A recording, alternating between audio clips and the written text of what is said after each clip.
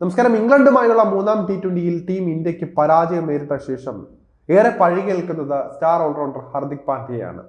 Run ചേസിൽ power പ്ലേയിൽ തന്നെ ക്രീസിലെത്തിയിട്ടും 19ാം ഓവറിൽ പുറത്താകുന്നതുവരെ സ്ലോ ബാറ്റിംഗ് ആണ് പാണ്ഡ്യ കാഴ്ചവെച്ചത്. 35 പന്തുകൾ നേരിട്ട ഹാർദിക് 2 ഫോറും ഒരു സിക്സറും അടക്കം നേടിയത് 40 റൺസ് മാത്രമാണ്.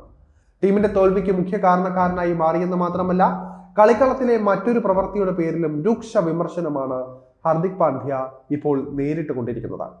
ബാറ്റിംഗ് പങ്കാളിയായ ധ്രുവ് ജുറേലിനെ അപമാനിക്കുന്ന തരത്തിലുള്ള കാര്യം കൂടിയാണ് ഇദ്ദേഹം കാണിച്ചിരിക്കുന്നത്. തൊട്ടടുത്ത പന്തിൽ തന്നെ ഹാർദിക്കിന് ഇതിന് തന്നെ പണി കിട്ടുകയും ചെയ്തിട്ടുണ്ട്. സംഭവം എന്താണ് എന്ന് വിശദമായി നോക്കാം. ധ്രുവ് ജുറേലിന് അർഹിച്ച സിംഗിൾ നിഷേധിക്കുന്നതിനൊപ്പം തന്നെ സ്ട്രൈക്കും നൽകാതെയാണ് ഹാർദിക് പാണ്ഡ്യ ആളാകാൻ നോക്കിയത്.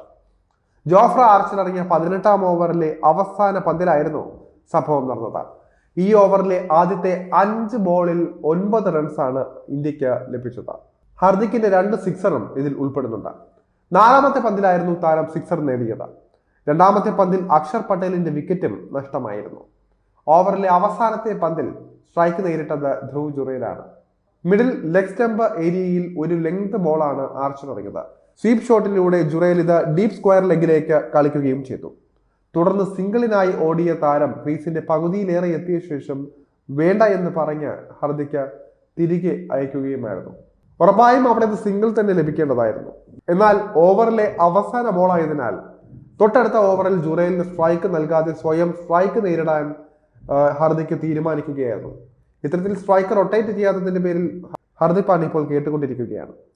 എന്തായാലും ഇതേ തുടർന്നാണ് ജുറേലിന് അദ്ദേഹം ഹാട്രിക്കും നിഷേധിച്ചത്.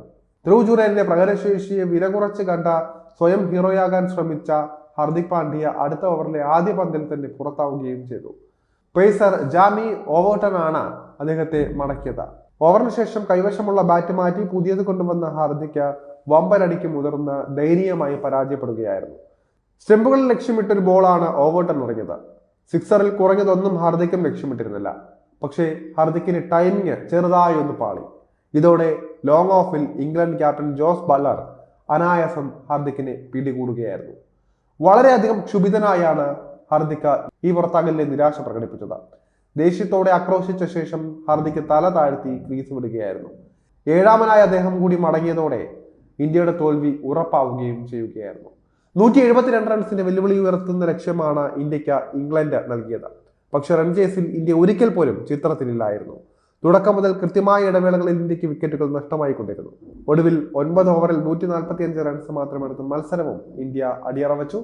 40 റൺസ് എടുത്ത ഹാർദിക്കിനെ കൂടാതെ ബാറ്റിംഗ് നിരയിൽ മറ്റാരും 25 റൺസ് പിന്നിട്ടിട്ടില്ല.